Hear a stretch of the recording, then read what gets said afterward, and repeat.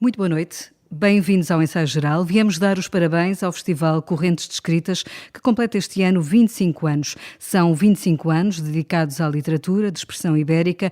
Por aqui passam anualmente dezenas de escritores, é lançada outra dezena de livros e para a conversa no programa de hoje temos dois autores que estão também eles a dar aos leitores dois novos livros. São nossos convidados, os escritores João de Melo e Álvaro Labrinho Lúcio. Muito obrigada por estarem no Ensaio Geral da Renascença. João de Melo, comece por si. Longos versos longos, é um regresso à poesia.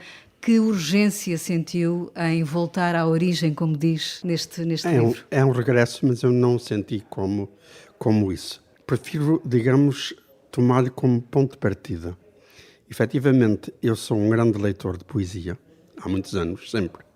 Aliás, ensinei poesia enquanto professor.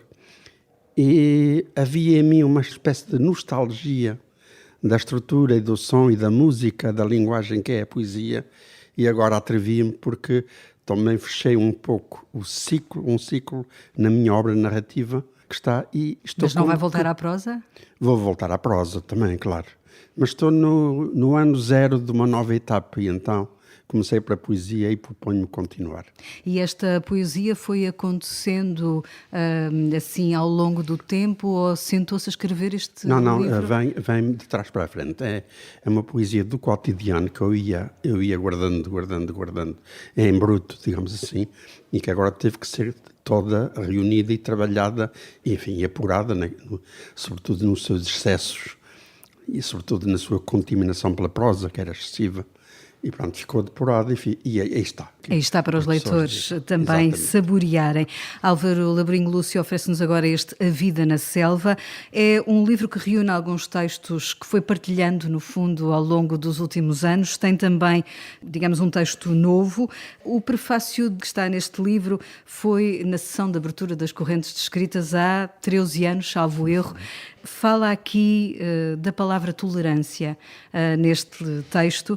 É uma palavra, escreve, que esgota o seu significado dentro das paredes limitadas do dicionário. 13 anos depois, a palavra tolerância tem uma nova urgência. Hoje em dia, continua a precisar de sair das paredes do dicionário. Eu respondi imediatamente dizendo que sim, mas depois desenvolverei um bocadinho mais. O que eu gostava de dizer é que este livro reúne um conjunto de textos, alguns inéditos enquanto publicação escrita, outros não, outros já publicados também, mas que os reúne na tentativa de criar uma coerência quase que narrativa entre eles. Eu diria que os textos são personagens do livro e conversam entre si, dialogam entre si, para no fim levar, se eu fui capaz de o fazer, o leitor a encontrar aquilo que eu designaria por uma autobiografia oculta. Eu, no fundo, não digo aqui estou eu a dizer de mim, mas direi aqui estou eu a falar, por forma a que as pessoas depois digam de mim aquilo que concluem a partir daí. E, de alguma forma, não há uma ideia, evidentemente, de despertar consciências, etc., nada disso, mas há a intenção de levar as pessoas a dizer a vida é uma coisa que, em todos os aspectos, nos pode dar muito mais do que aquilo que muitas vezes fazemos dela. E é importante que nós aprendamos qual é o caminho que nós podemos seguir para fazer dela uma coisa melhor do que aquilo que temos. Mas quando nos coloca na selva, esta ideia da selva... A ideia da selva, curiosamente, as pessoas depois terão a ocasião de ver, tem uma leitura que é, eu diria, originária, tem a sua raiz histórica, mas depois tem uma dimensão simbólica. Ela resulta de uma redação, de uma primeira redação que eu fiz no primeiro ano do liceu, na qual eu me empenhei muito na ideia de que ia escrever uma obra-prima literária, e no dia seguinte, na aula, li a redação, as pessoas acompanharam a leitura com grande entusiasmo, e quando chegou ao fim a professora disse: meu filho, não foste tu que escreveste, pois não. E eu fiquei muito zangado e muito triste, e cheguei a casa e decidi que nunca mais queria saber do português para nada, nem da língua portuguesa, etc. E essa redação chamava-se justamente A Vida na Selva. Ora, eu entendo que hoje é um título que pode perfeitamente ser trazido para a atualidade e, portanto, eu tenho aí essa dimensão histórica, que eu diria quase naturalística, e depois esta outra simbólica, que já fica muito à leitura de quem quiser ler. Mas voltando à questão inicial, que no fim de contas foi a pergunta que me fez, bem, em primeiro lugar é preciso dizer que há hoje investigação académica, nomeadamente, que conduz à reafirmação do valor da tolerância e do sentido da palavra tolerância. O problema não está, portanto, nela própria em si, está sobretudo no uso. E hoje essa é uma questão que me interessa particularmente. É o sentido de uso que nós vamos dando às palavras. E que muitas vezes as retiram daquilo que é a sua valorização, do seu significado. Eu vou usar uma outra palavra, que é um palavrão, o seu significado ontológico, aquilo que elas são verdadeiramente na sua essência, e aquilo que depois acabam por levar a que elas se transformem em palavras do cotidiano que têm um significado completamente expressível. No caso concreto da tolerância, por exemplo, nós hoje estamos num tempo em que nós precisamos, porventura, de reavivar o valor da intolerância. Porque a questão da tolerância ou da intolerância nunca está em si mesma, está muito naquilo a que nós as referimos.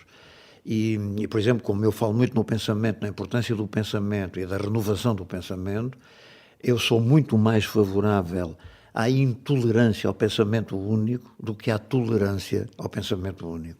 Porque é justamente a tolerância ao pensamento único que dá valor à imposição do pensamento único. E, portanto, aí está um domínio onde eu claramente voto a favor da intolerância e não da tolerância. Tal como o Labrinho Lúcio, também o João de Melo está, de alguma forma, biografado nestes versos, porque eles falam das suas viagens, dos seus sítios de coração, por onde passou, por onde viveu. Fala também da paternidade. Estes versos são também muito biográficos nesse aspecto? Sim, mas de uma forma que eu diria talvez enviesada, não é? Porque há o artifício da linguagem e o recorte da linguagem característica do poema, que não diz as coisas tão diretamente e de uma forma tão plasmada.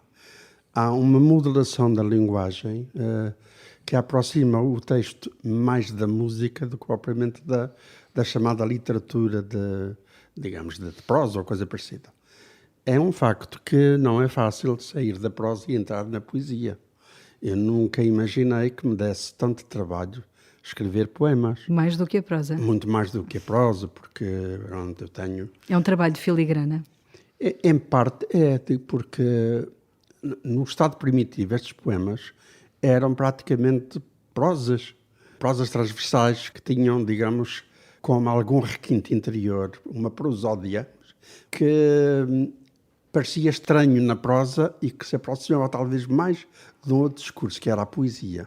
E, no fundo, foi a trabalhar esse material que estava oculto no meio das páginas e que me trouxe. Mas é uma poesia do cotidiano, não é? Uhum. É uma poesia, fala de viagens, fala das minhas ilhas, fala de meditações sobre a inexistência, a morte e tudo isso, a escatologia, digamos, das coisas. Há um lado bastante espiritual até, um regresso à fé?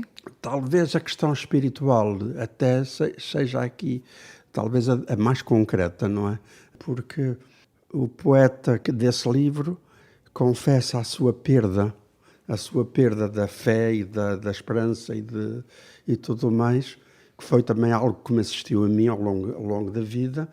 E a perda da fé é mesmo perda, porque a gente sente-a como tal. É algo que nos falta, que nos faz falta e que não se encontra, nunca mais se reencontra. E, portanto, se calhar a inventiva consiste em imaginar alternativas para esta orfandade do divino que em tempos nos habitou muito profundamente. Álvaro Labrinho Lúcio está nestas correntes de escritas não só como escritor, mas como ator, porque está metido numa aventura de uma peça de teatro, A Casa. Que experiência tem sido esta? É o segundo ano que está como ator nas correntes de escritas. É uma experiência muito interessante que me leva a ter perante ela um sentimento de alguma duplicidade. Em primeiro lugar, porque eu não sou ator.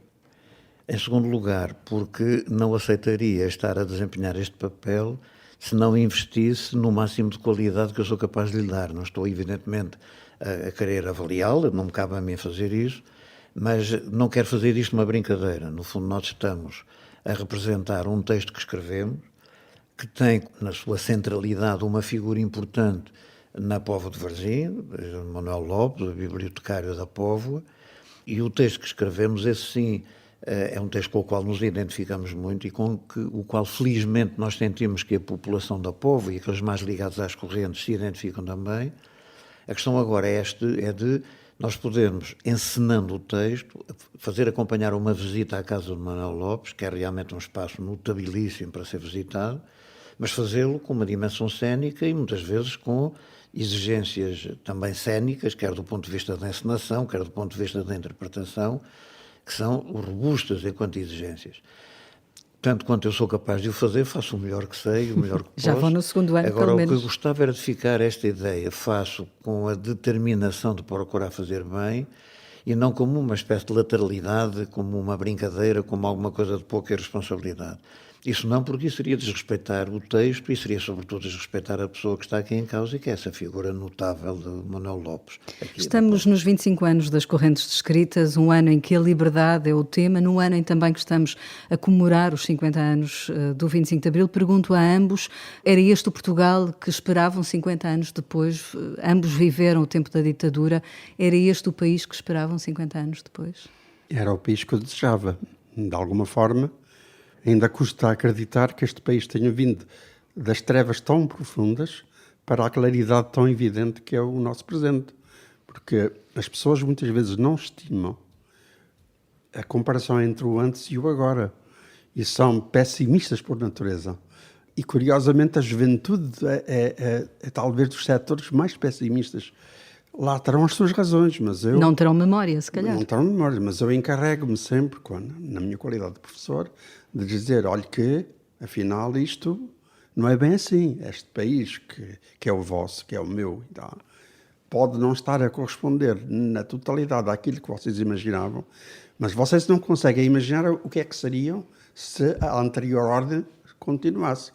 Por exemplo, se calhar tinham já está a caminho da África para combater, não sei quando, e digo-lhes assim, e eles aí parece que acordam para uma realidade de outra que é dos dias que passam, não é? Mas precisamos destes despertares, Labrinho Lúcio, precisamos mais de regar esta democracia que temos. Isso precisamos claramente, mas muito na linha do que diz João de Melo, nós precisamos talvez de fixar os termos das comparações possíveis.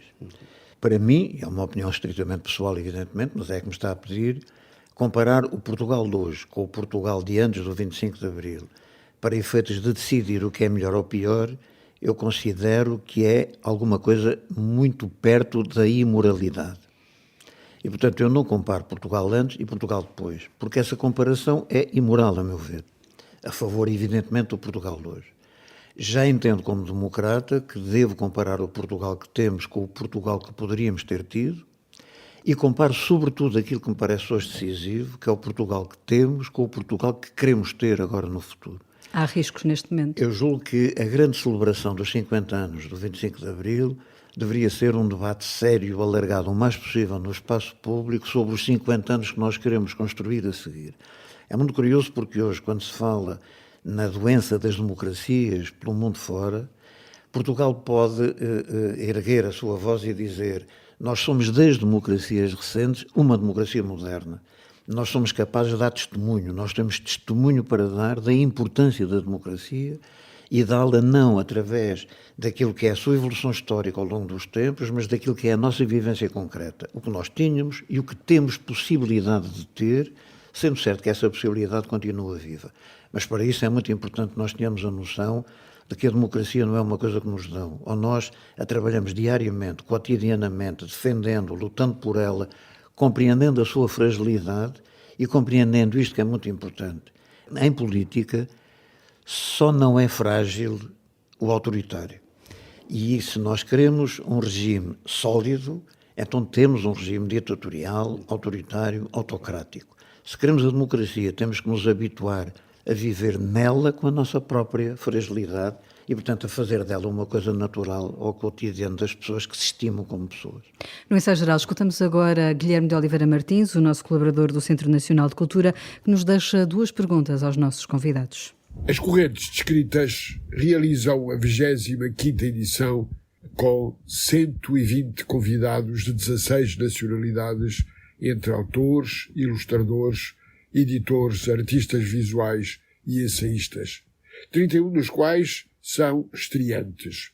Lídia Jorge participou na mesa redonda moderada por José Carlos de Vasconcelos sobre o tema foge-nos o tempo já de decidir.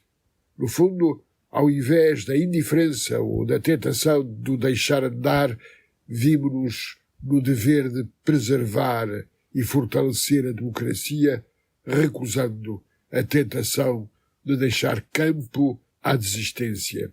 Tenho o gosto de encontrar hoje 2 amigos que muito admiro.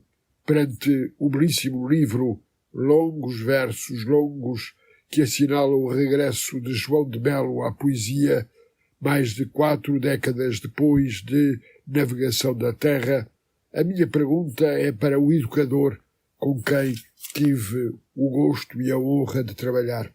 Para si, qual o melhor método para incentivar a boa leitura na escola e na vida? Ler mais e melhor, como pode constituir a pedra angular para melhorar as práticas culturais e para fazer da aprendizagem de qualidade um modo de incentivar o conhecimento. Sendo a língua portuguesa nascida da poesia e dos trovadores, não precisamos de mais leitura dos nossos maiores poetas. Para Álvaro Laborinho Lúcio, se acabamos de ler A Vida na Selva, que se refere ao testemunho de um homem comprometido com a justiça e a literatura, gostaríamos de perguntar, perante um preocupante vazio do debate político sobre os temas das artes e da cultura, o que considera ser prioritário para rompermos com esse estranho silêncio.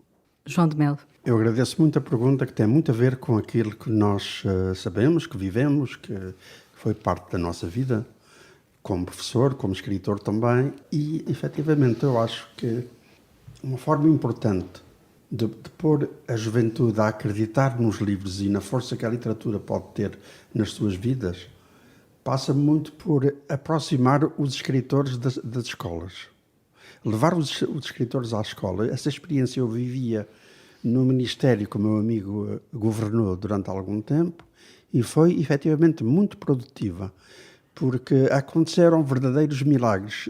Eu corri o país de norte a sul a convite das escolas, falei para públicos múltiplos em matéria de idade e de formação, e efetivamente eu tenho ecos de que essas reuniões de olhos nos olhos, de alguém que testemunhava em causa própria, tanto a do ensino como a da prática da literatura, era transmitido e eles recebiam-na com gratidão. E creio que alguns deles, que ainda hoje me contactam, nunca mais esqueceram e chegaram, digamos, aos livros por essa via. E algo que as correntes de escritas também promovem aqui. As correntes de escrita são, obviamente, também um estendal de toda essa prática que devia sacudir o país de norte a sul e que talvez pudessem ser multiplicadas e devesse, no sentido de as levar também um bocado a todas as regiões do país. Álvaro Laborinho Lúcio. Bem, é muito difícil, em 2 minutos, ter uma resposta que seja substantiva para um tema e uma questão tão candentes e tão inquietantes como esta que nos foi colocada por Guilherme Oliveira Martins. Mas eu diria que nós precisamos, em primeiro lugar, de estabelecer o valor e o lugar de alguns conceitos para depois elaborarmos um pensamento a partir deles. Nós temos que perceber que uma coisa é a informação, outra coisa que é mais do que a informação é o conhecimento, e outra coisa que é mais do que a informação e o conhecimento é a cultura. A cultura é como que uma superestrutura onde se discutem as questões essenciais do desenvolvimento humano, mas também as questões essenciais da condição humana. E é absolutamente fundamental. Agora, voltando para uma dimensão política, como é colocada na questão, se instala um desígnio fundamental por aqueles que, no fundo, devem conduzir essa orientação política no sentido de proporcionar a cada pessoa, pelo facto de ser pessoa, o acesso a esses 3 escalões fundamentais da construção de si próprio. Que informação tem, como é que elabora em termos de conhecimento e que acesso tem à cultura, é essa outra dimensão superior. E isto é fundamental que se comece desde logo pela escola, como acabou de dizer João de Melo. Nós não podemos deixar que os nossos jovens saiam da escola sem terem a ânsia de atingir esse limite e esse máximo, que no fundo é o máximo de si próprios. Nós não podemos negar a ninguém o acesso ao máximo da sua própria condição. E esse tem que ser necessariamente um desígnio. Evidentemente que isto comporta riscos para quem exerce o poder. Riscos de um pensamento livre, riscos de um pensamento crítico, riscos de um debate com todas as consequências que daí resultam, mas isso é a democracia. E disso a precisamos. democracia é essa complexidade, a cultura é a forma de nós atingirmos o acesso a essa complexidade e a autonomia pessoal é aquela forma instrumental que nós podemos usar para sermos agentes ativos do desenvolvimento de um caminho que nos conduza a todos como comunidade para vivermos essa coisa extraordinária que o humano conseguiu construir, que foram as artes em geral, que é a cultura ainda mais em geral, e que no fundo nos deve fazer olhar uns para os outros. Olhe, com esta ideia que para mim é essencial, é de que nunca se inventou nada melhor do que as pessoas. Bom é que elas não estraguem a qualidade dessa invenção. Muito obrigada, Álvaro Labrinho Lúcio, João de Mel, terem estado no ensaio geral, que teve assistência técnica de José Luís Moreira. Voltamos de hoje a 8 dias com novas sugestões culturais. Até lá, boa noite e bom fim de semana.